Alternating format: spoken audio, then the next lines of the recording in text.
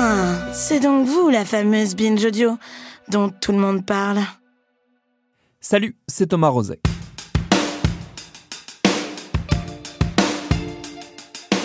La question de la fin de vie s'est invitée de manière assez inattendue dans le débat public ces dernières semaines avec la parution du livre Les Fossoyeurs du journaliste Victor Castanet qui dénonce les pratiques douteuses du groupe d'EHPAD privé Orpea. On a rarement autant parlé de vieillesse, de grand âge, de maladie et donc assez logiquement de mort.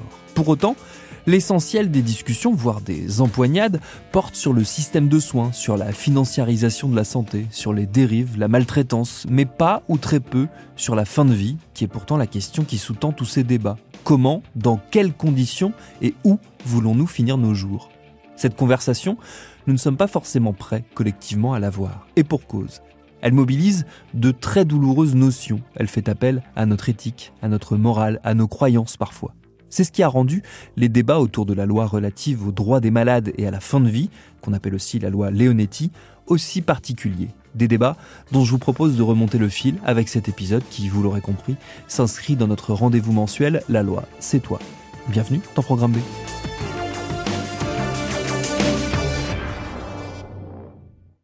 Un gouvernement qui refuse de légiférer sous le coup de l'émotion. Alors vous aussi, vous n'en croyez pas vos oreilles. Nous sommes tellement habitués à voir la classe politique dégainer des réformes à chaque fait divers un peu marquant, souvent d'ailleurs pour proposer des textes existants, que cette retenue nous semble totalement incongrue.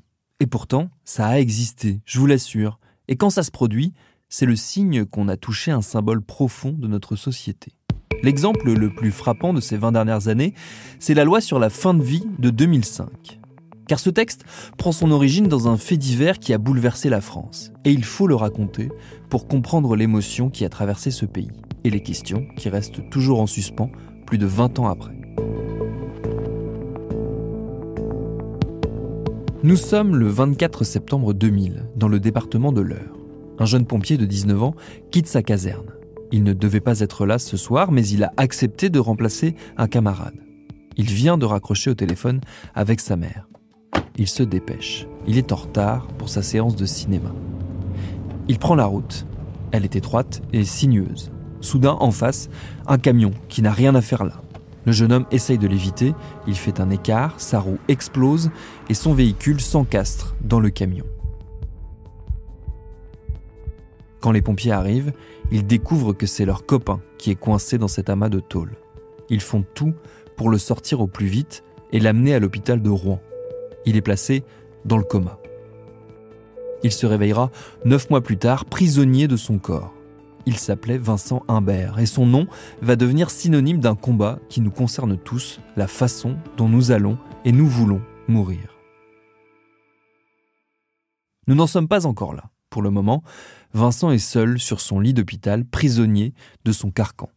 Il se réveille de son coma, aveugle, muet et tétraplégique, mais complètement lucide. Totalement seul, avec lui-même donc. Un cauchemar éveillé. À force de courage, à l'aide d'un seul doigt, il se crée un canal de communication avec sa mère. Pour parler, elle lui épelle les lettres de l'alphabet et à l'aide de la pression de son doigt, il l'arrête sur chaque lettre. Et c'est ainsi que Vincent Imbert, fin 2002, va écrire une lettre destinée à Jacques Chirac, qui est alors président de la République. Une lettre au titre sans aucune ambiguïté. Je vous demande le droit de mourir. L'appel de Vincent Imbert a ému toute la France. Ce jeune accidenté de la route veut que l'on mette fin à ses jours. Il a décrit son calvaire à Jacques Chirac en lui demandant le droit de mourir. Hervé Gutmann a rencontré sa mère et son médecin. Seul le mouvement de son pouce droit le maintient en contact avec sa mère. Puisque maintenant la médecine ne peut plus rien pour lui, simplement lui demander le droit de mourir. Face à cette demande de mourir, le médecin de Vincent, qui le suit depuis 2 ans, ne peut que se retrancher derrière les lois en vigueur sur l'euthanasie. Titre humain, bien entendu, on peut qu'écouter, bien entendu, cette requête, bien entendu, mais il apparaît tout à fait inimaginable, bien entendu, d'envisager un acte actif, car il s'agit bien d'un acte d'euthanasie. La réponse de Chirac est elle aussi sans ambiguïté. Il lui explique qu'il ne peut pas accéder à sa demande, car il estime ne pas en avoir le droit.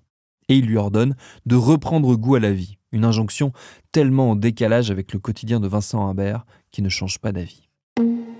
Il a déjà demandé aux soignants une pilule pour qu'il ne se réveille plus. Même s'il nous l'a écrit dans un livre, il est impossible de s'imaginer ce qu'il vit.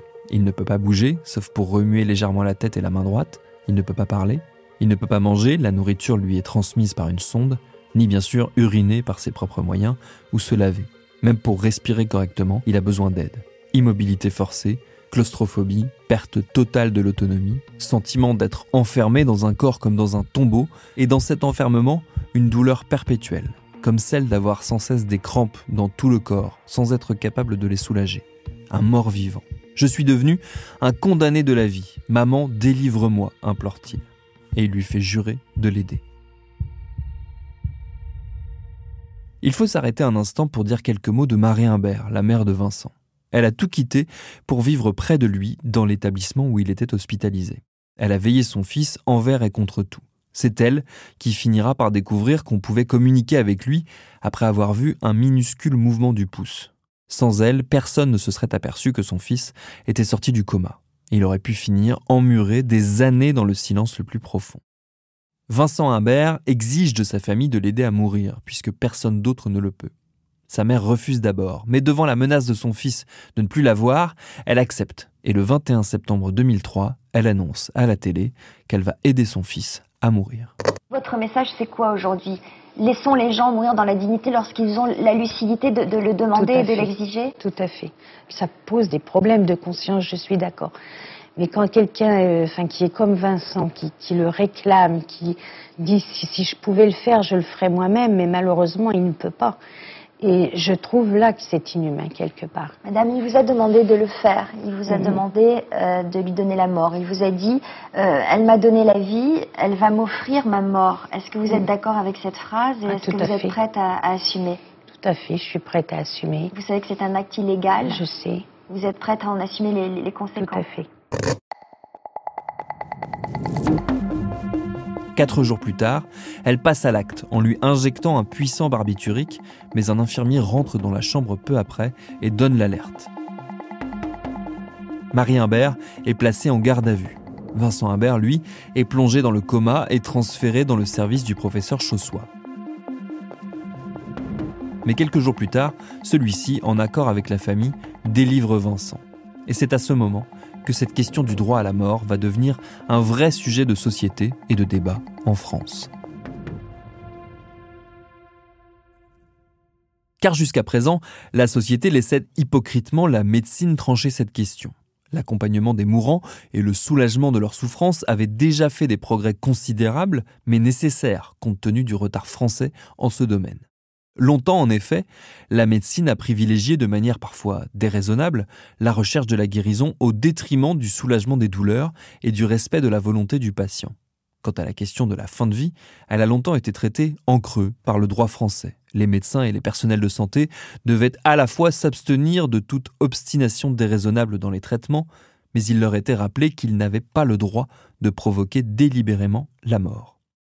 Des progrès avaient été faits en 1999, avec une loi qui proposait à un malade de s'opposer à toute investigation ou thérapeutique et posait le principe d'un droit aux soins palliatifs. Et oui, ça n'existait pas avant.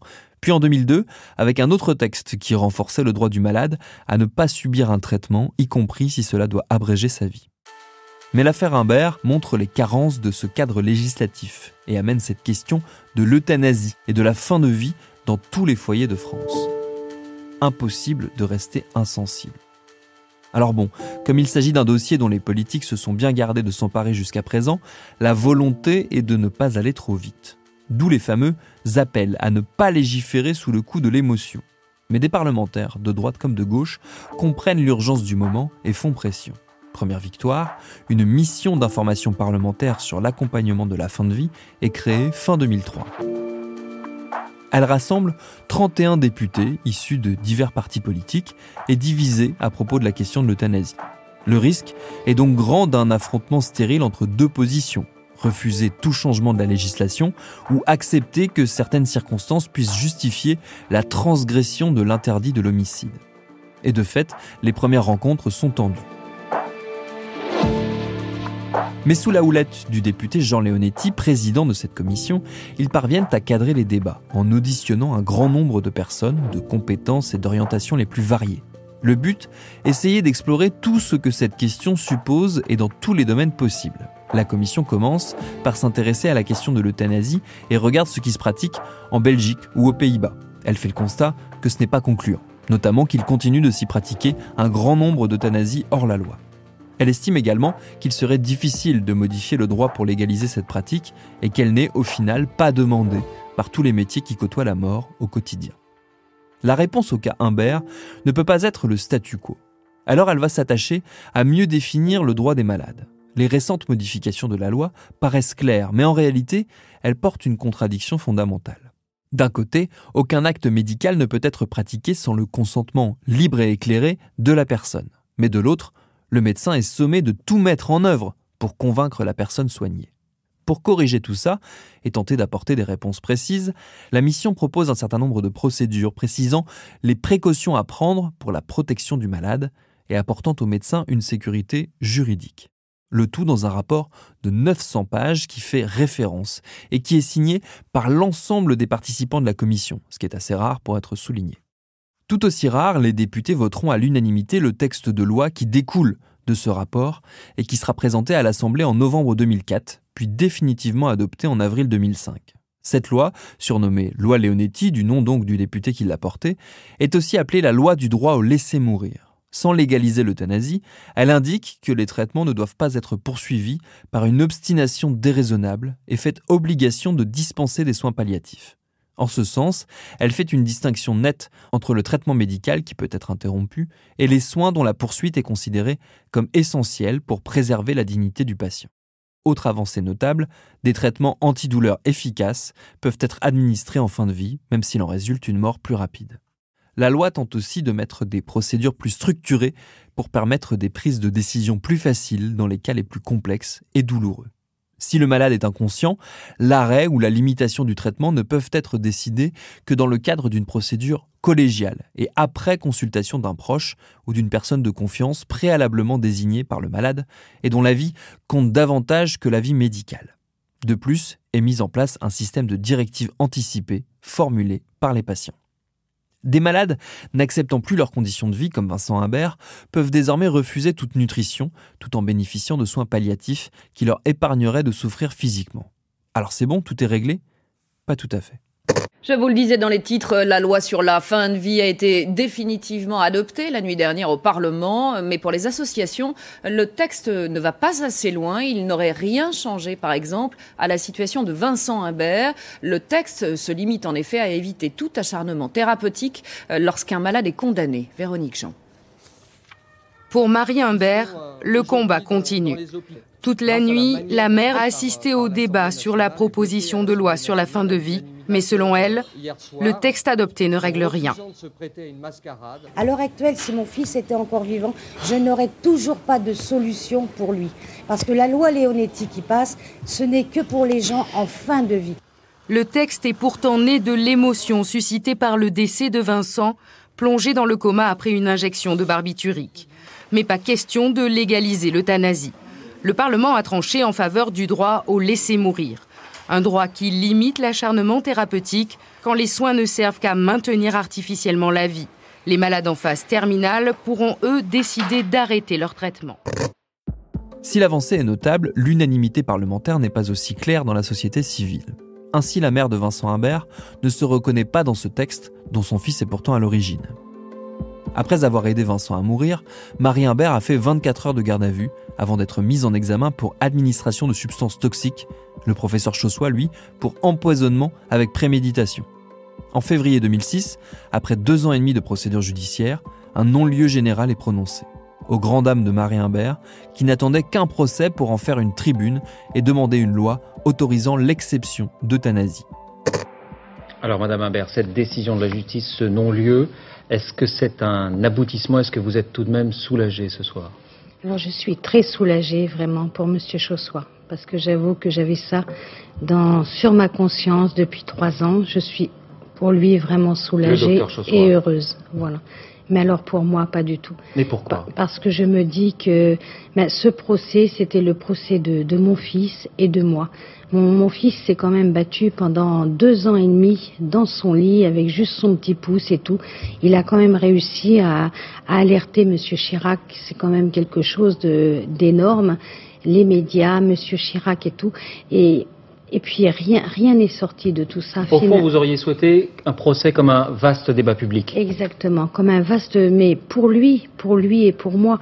C'est-à-dire que ça n'aurait pas été mon procès à moi, ça aurait été le procès de Vincent qui demandait le droit de mourir et pourquoi on lui accordait pas le droit de mourir. La question est la suivante. Cette loi aurait-elle changé quelque chose pour Vincent? Pour Marie Imbert, la réponse est non.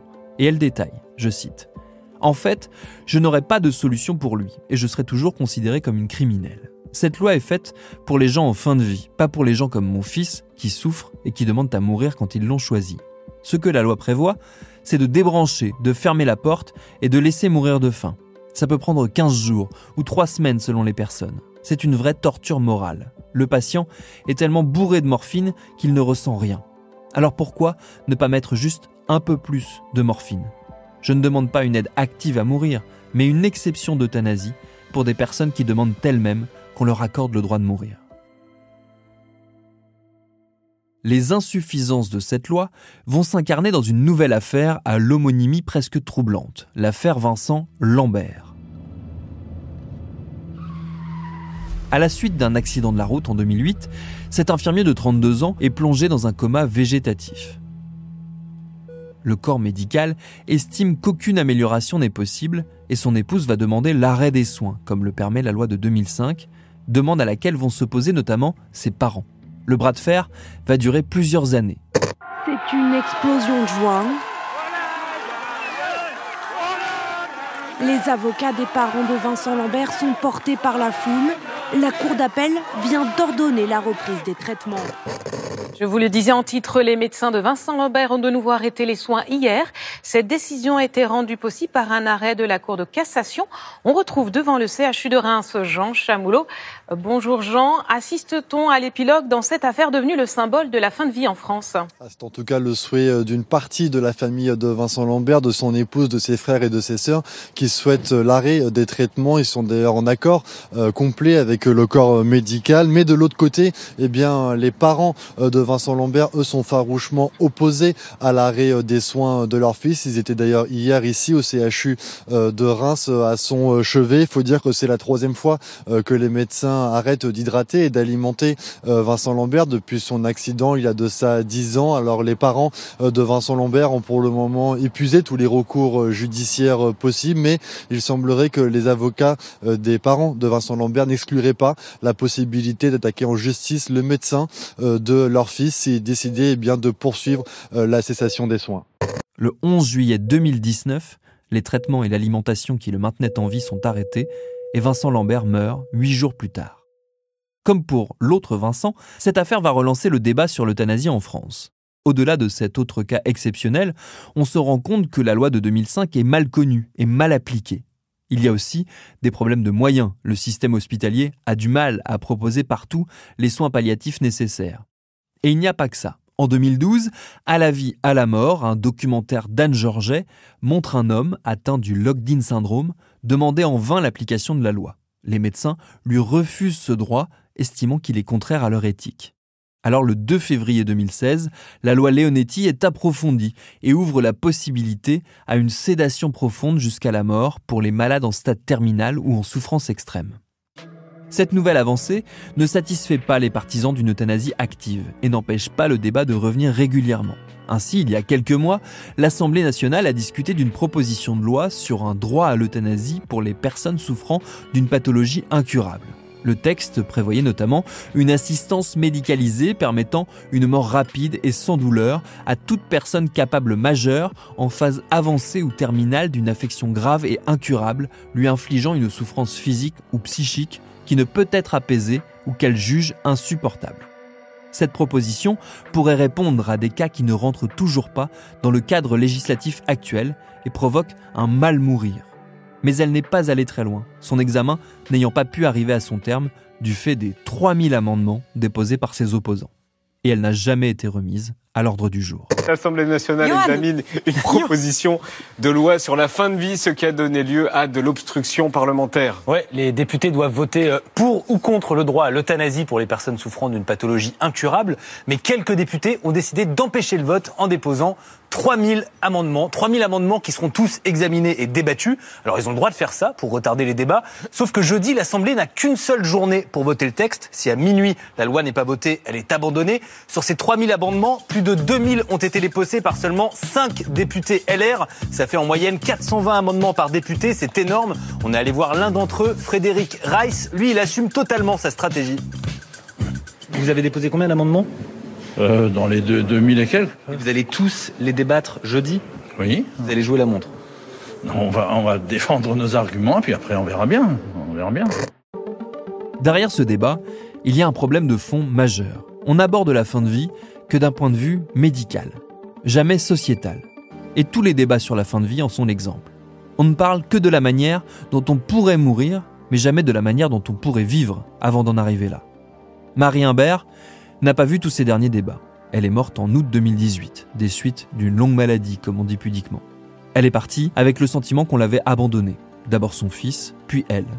Elle a beaucoup souffert de la récupération politique qui a été faite de son combat. Ses proches racontent qu'elle était meurtrie par les promesses non tenues. Sur la fin de sa vie, elle était seule, touchait le RSA, et il n'y avait plus grand monde pour lui tendre la main. Peut-être qu'un jour, enfin, une nouvelle loi portera le nom de son fils.